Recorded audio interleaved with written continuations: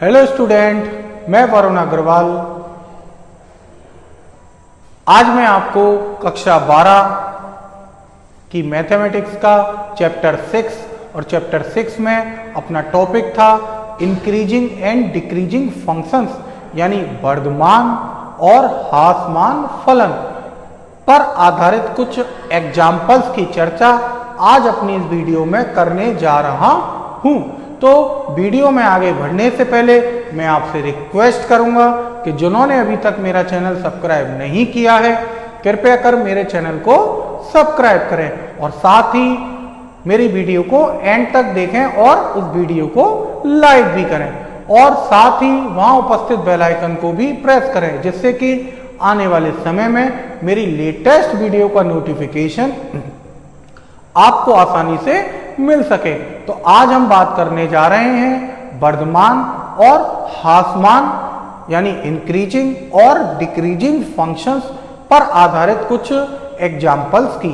और आज के जो हम एग्जाम्पल्स पर बात कर रहे हैं वो कुछ उस तरह के एग्जाम्पल्स हैं कि आपको एक फंक्शन गिवन होगा और उस फंक्शन के बारे में बोलेगा कि आपका फंक्शन किस अंतराल में यानी किस इंटरवल में आपका फंक्शन इंक्रीजिंग होगा यानी वर्धमान होगा और किस अंतराल में आपका फंक्शन ह्रासमान यानी डिक्रीजिंग होगा।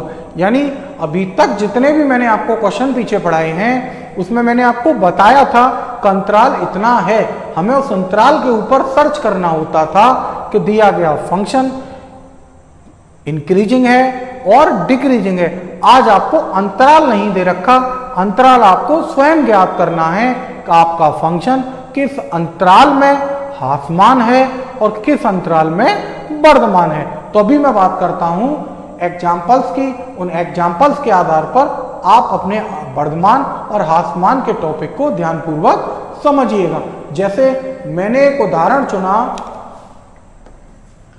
Function of x is equal to है 2x square minus 3x 2x square minus 3x। और हमें अब ये जांचना है कि आपका फंक्शन किस अंतराल पर वर्धमान है और किस अंतराल पर ह्रासमान है। तो सबसे पहले हम दिए गए फंक्शन का differentiation with respect to x करेंगे। यानी फंक्शन ऑफ x का वन टाइम डिफरेंशियल करने पर f डैश ऑफ x आएगा और f dash of x is equal to RHS का जब डिफरेंशिएशन करेंगे यानी 2x स्क्वायर का डिफरेंशिएशन 4x होगा और 3x का डिफरेंशिएशन 3x होगा। तो इस तरह से हमने अपना वन टाइम का डिफरेंशिएशन ज्ञात कर लिया। अभी तक हमने जो पीछे क्वेश्चंस पढ़े थे उसमें जनरली आपको अंतराल माइनस इनफाइनाइट से इनफाइनाइट तक दिया था। आज आपको अंतराल गिवन नहीं है बट हमें यह जरूर पता है कि x जो बिलोंग करता है वो माइनस इनफाइनाइट से इनफाइनाइट के बीच में ही यानी कोई भी वास्तविक संख्या हो सकती है। बट यहां अगर हम कोई भी x की वैल्यू रखें, पॉजिटिव रखें या नेगेटिव रखें तो हो सकता है x के डिफरेंट रियल नंबर्स पर यानी x की भिन्न भिन्न वास्तविक संख्याओं पर यहां पर f डैश ऑफ x का मान कभी पॉजिटिव आएगा और कभी नेगेटिव आएगा। तो हम कैसे पता करें कि कहां पर इसकी वैल्यू पॉजिटिव होगी और कहां इसकी वैल्यू नेगेटिव होगी। तो उसको जांचने के लिए हम क्या करने जा रहे हैं, हम लिखेंगे वर्धमान तथा ह्रासमान के लिए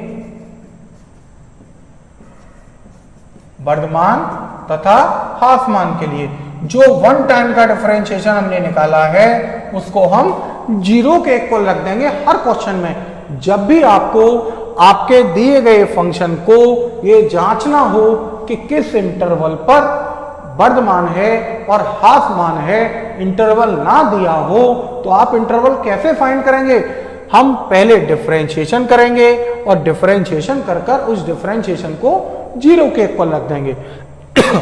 और 0 के इक्वल रखने पर हम x की डिफरेंट वैल्यू निकालेंगे। इस इक्वेशन को अगर मैं सॉल्व करूं तो x की वैल्यू 3/4 आती है। कितनी आती है?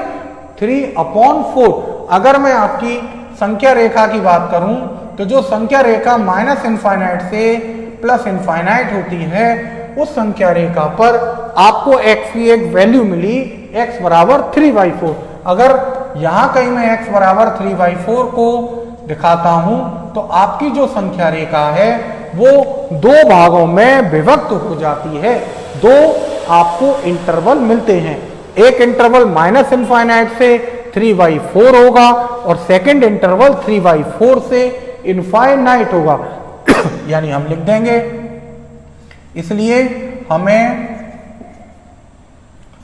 वास्तविक संख्या रेखा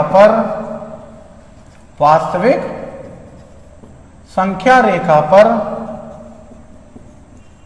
दो अंतराल, कितने अंतराल? दो अंतराल। कौन कौन से दो अंतराल हैं? माइनस इनफाइनाइट से 3/4 तथा 3/4 इनफाइनाइट प्राप्त होते हैं। यानी हमें कितने अंतराल प्राप्त हो गए? हमें दो अंतराल प्राप्त होते हैं। पहला अंतराल माइनस इनफाइनाइट से 3/4 है और सेकंड इंटरवल की बात करूं तो 3/4 से आपका कितना है? इनफाइनाइट है। तो इस तरह से हमें दो अंतराल प्राप्त होते हैं। अभी हम इन दो अंतरालों पर एक एक करके चेकआउट करेंगे कि f' ऑफ x का मान पॉजिटिव है या f' ऑफ x का मान नेगेटिव है। तो हम बात करते हैं अंतराल, पहला अंतराल क्या है? Minus infinity to 3/4 open interval है, माइनस इनफाइनाइट 3/4। इस पर हम सर्च करते हैं f' ऑफ x के बारे में। तो f' ऑफ x की बात करें तो देखिए यहां ध्यानपूर्वक 3/4 से पहले आपको बहुत सारे नंबर्स मिलने वाले हैं। अगर हम उसमें से कोई भी नंबर अगर हम यहां रखते हैं तो वैल्यू पॉजिटिव आएगी या नेगेटिव आएगी। 3/4 से पहले और माइनस इनफाइनाइट के बाद अगर नंबरों की बात करूं तो 0 भी आएगा, -1 भी आएगा, -2 भी आएगा। तो हम यहां पर कोई भी एक वैल्यू यहां पुट करते हैं। अगर मैं x इज इक्वल टू यहां 0 रखता हूं तो f' ऑफ x की वैल्यू -3 आती है। x बराबर -1 रखता हूं तो f' ऑफ x की वैल्यू -7 आती है। x बराबर -2 रखता हूं तो f' ऑफ x की वैल्यू -11 आती है। यानी आप देख रहे हैं कि 3/4 से छोटी अगर कोई भी वैल्यू माइनस इनफाइनाइट से बड़ी कोई भी वैल्यू जब इसमें रखता हूं तो आपको हमेशा नेगेटिव वैल्यू मिलती है। यानी हम लिख सकते हैं अंतराल माइनस इनफाइनाइट 3/4 पर f' ऑफ x हमेशा 0 से छोटा होगा। किससे छोटा होगा? 0 से। और जब 0 से छोटा यानी नेगेटिव होता है तो आपको पता है दिया गया फलन इस अंतराल पर ह्रासमान होगा। कैसा होगा? ह्रासमान यानी डिक्रीजिंग होगा। अब हम बात करते हैं अंतराल किसकी? दूसरा अंतराल जो है अपना 3/4 इनफाइनाइट पर। यानी इस अंतराल पर f' ऑफ x कितना आने वाला है? अगर मैं 3/4 से बड़ी और इनफाइनाइट से छोटी कोई भी वैल्यू चुनूं, जैसे 3/4 से बड़ी 1 हो सकती है, 2 हो सकती है, 3 हो सकती है, 4 हो सकती है। अगर मैं यहां 1 रखता हूं तो आपको वैल्यू पॉजिटिव 1 मिलती है, 2 रखता हूं तो पॉजिटिव 5 मिलता है, 3 रखता हूं तो पॉजिटिव 9 मिलता है। यानी आप देखते हैं 3/4 से बड़ी इनफाइनाइट से पहले तक की अगर मैं कोई भी वैल्यू इस f' ऑफ x में रखूं x के प्लेस पर तो हमेशा आपको कैसी वैल्यू मिलती है? पॉजिटिव वैल्यू मिलती है। यानी 0 से बड़ी वैल्यू मिलती है। और जब आपका f' ऑफ x 0 से ग्रेटर देन हो किसी भी अंतराल में तो हम कह सकते हैं कि जिस अंतराल में f' of x greater than 0 होता है उस अंतराल में आपका फलन कैसा होगा? वर्धमान यानी इंक्रीजिंग होगा। अब हम इसी बात को यहां रिटर्न करके लिख सकते हैं। तो हम लिख सकते हैं उपरोक्त से स्पष्ट है कि दिया फलन फंक्शन ऑफ x अंतराल, क्या अंतराल है?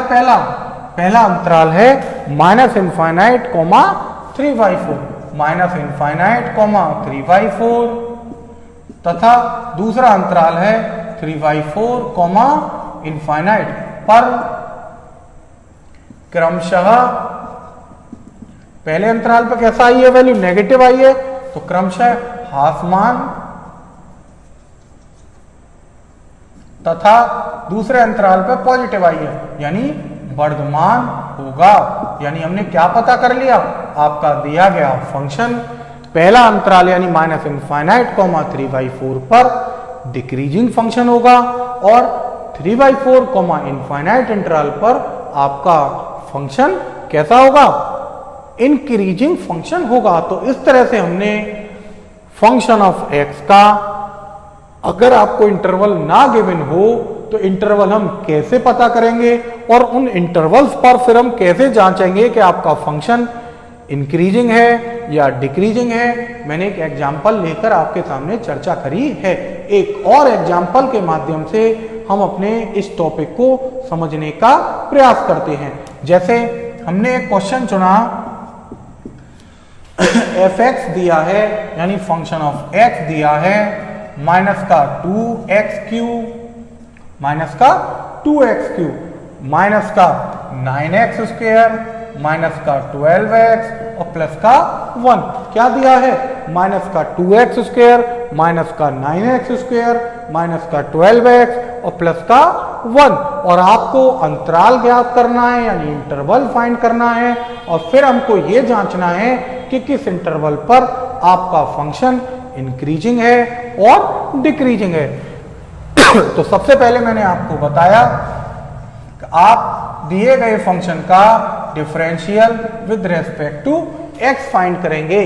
तो फंक्शन ऑफ एक्स का जब डिफरेंशियल करेंगे तो एफ डैश ऑफ एक्स होगा और एफ डैश ऑफ एक्स की वैल्यू बात करूं -6x² माइनस का 18x और माइनस का 12। यानी हमने फंक्शन ऑफ एक्स का डिफरेंशियल ज्ञात किया और डिफरेंशियल ज्ञात करने पर आपको एफ डैश ऑफ एक्स की वैल्यू जो मिलती है -6x² माइनस का 18x माइनस का 12 मिलता है। अगला काम मैंने बताया, आपको जब अंतराल ज्ञात करना होता है तो आप क्या करते हैं, वर्धमान तथा ह्रासमान के लिए वन टाइम के डिफरेंशियल जो निकाला है उसको 0 के इक्वल रख देते हैं। यानी वर्धमान तथा ह्रासमान के लिए हम क्या करने जा रहे हैं, अपने वन टाइम के डिफरेंशिएशन को 0 के इक्वल रखेंगे, यानी f dash of x is equal to 0 रखेंगे। तो रखते हैं 0 और हम x की वैल्यू फाइंड करते हैं, -6x² minus 18x minus 12 is equal to 0। अभी हम इसको सॉल्व करेंगे क्योंकि ये क्वाड्रेटिक इक्वेशन है, यानी x की दो वैल्यू निकल के आएंगी। तो सबसे पहले अगर मैं बात करूं -6 को कॉमन लेता हूं तो आपकी -6 को कॉमन लेकर अगर मैं या ऐसे कह सकता हूं -6 से दोनों ओर भाग दे दूं, तो भाग देने के बाद जो नई इक्वेशन आएगी x² प्लस 3x प्लस का 2, -6 से भाग देंगे तो यहां से -6 हट जाएगा, यहां -6 से भाग देंगे -18 में तो प्लस का 3 आ जाएगा और -6 से -12 में भाग देंगे तो प्लस का 2 आ जाएगा। यानी आपके पास एक नई इक्वेशन प्राप्त हो गई, x² plus 3x plus 2 is equal to 0। इसके हम फैक्टर करते हुए x की वैल्यू निकालें, डायरेक्टली इसके फैक्टर लिखता हूं x प्लस 2 और x प्लस 1 और जब इसे सॉल्व करूंगा तो x की वैल्यू -2 और -1 मिलती है। x की वैल्यू कितनी मिलती है, -2 और -1। अब क्योंकि हमें बात करनी है संख्या रेखा पर, तो हम संख्या रेखा को अगर ड्रॉ करें तो -∞ से +∞ तक की बात करनी है और यहाँ हमें x की दो वैल्यू मिली है, उन दोनों वैल्यूओं को हम अपनी किस पर, रियल नंबर लाइन पर रिप्रेजेंट करते हैं। तो -2 को यहाँ कहीं माना और -1 को यहाँ कहीं माना। अब अगर इस संख्या रेखा को ध्यानपूर्वक देखें तो यहाँ हमें संख्या रेखा 3 भागों में विभाजित होते हुए दिखाई देती है, यानी हमें 3 अंतराल प्राप्त होते हैं। कौन कौन से 3 अंतराल प्राप्त होते हैं हम यहाँ लिखकर दिखा सकते हैं। हमें वास्तविक संख्या रेखा पर, वास्तविक संख्या रेखा पर 3 अंतराल, कितने अंतराल, 3 अंतराल। और 3 अंतराल क्या क्या हैं, पहला अंतराल हम लिख कर दिखा सकते हैं, पहला अंतराल है -∞ से -2, -∞ से -2। दूसरा अंतराल -2 से -1, -2 से -1 और तीसरा अंतराल है -1 से इनफाइनाइट प्राप्त होते हैं। यानी हमें कितने अंतराल प्राप्त हो गए? 3 अंतराल प्राप्त होते हैं। पहला अंतराल -इनफाइनाइट से -2 है, सेकंड अंतराल -2 टू -1 है और थर्ड इंटरवल -1 टू इनफाइनाइट है। अभी इन तीनों अंतरालों पर हम एक एक कर अपने फंक्शन को डिक्रीजिंग है या इंक्रीजिंग है उसके बारे में हम चर्चा करते हैं। तो हम पहला अंतराल जो है अपना कितना अंतराल -इनफाइनाइट -2 पर हम इस अंतराल पर किसकी बात करते हैं? f' की। अगर हम f' की बात करें तो आप देखिए -इनफाइनाइट से बड़ा और -2 से छोटा कोई भी आप डिजिट रख के देखिए f' में, इसमें पता करेंगे कि वैल्यू पॉजिटिव होगी कि नेगेटिव होगी। -2 से अगर मैं छोटी वैल्यू लूं तो -3, -4, -5 इस तरह के नंबर मिलेंगे। तो उसमें से कोई भी नंबर यहां रखकर देखते हैं। अगर मैं -3 रखता हूं तो -6 × 9 हो जाएगा, -18 × -3 -12 यानी मैंने कितना रखा? x के प्लेस पर कितना रख दिया? x के प्लेस पर -3 रख दिया और -3 रखने के बाद देखता हूं तो वैल्यू पॉजिटिव आती है कि नेगेटिव आती है। माइनस का 54, प्लस का 54, माइनस का 12 यानी वैल्यू -12 आती है। यानी मैंने जब -2 से छोटा नंबर या -इनफाइनाइट से बड़ा नंबर यहां रखने का प्रयास किया तो f' की वैल्यू हमेशा 0 से छोटी आती है। आप चाहें -3 के प्लेस पर -4 भी रखकर देख सकते हैं, -5 रख के देखिए। यानी आप ओवरऑल कोई भी वैल्यू रखेंगे f' की वैल्यू इस अंतराल में हमेशा नेगेटिव मिलेगी। आप चाहें -4 रख के देखिए।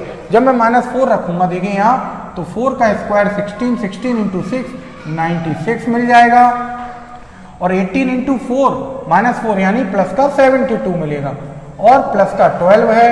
जब इसे सॉल्व करूंगा तो अभी भी वैल्यू आपको नेगेटिव मिलती है। तो आपने देखा तो आपका जो अंतराल था -इनफाइनाइट टू -2 उस अंतराल में आपको f' की वैल्यू नेगेटिव मिलती है। अब हम बात करते हैं अपने सेकंड अंतराल पर यानी -2, -2 पर अंतराल -2, -1 पर f' पॉजिटिव आता है नेगेटिव आता है, हम उसकी बात करते हैं। तो -2 और -1 के बीच अगर मैं बिंदु लूं तो आप जानते हैं -3/2 वो एक ऐसा पॉइंट है जो -2 से बड़ा है और -1 से छोटा है। और भी बहुत सारे बिंदु हो सकते हैं, अपनी स्वेच्छानुसार -2 और -1 के बीच में आप कोई भी एक x की वैल्यू चुनकर f' में रख सकते हैं। तो अगर मैं x के मैं -3/2 रखूं इसमें तो आपको कितना मिलेगा?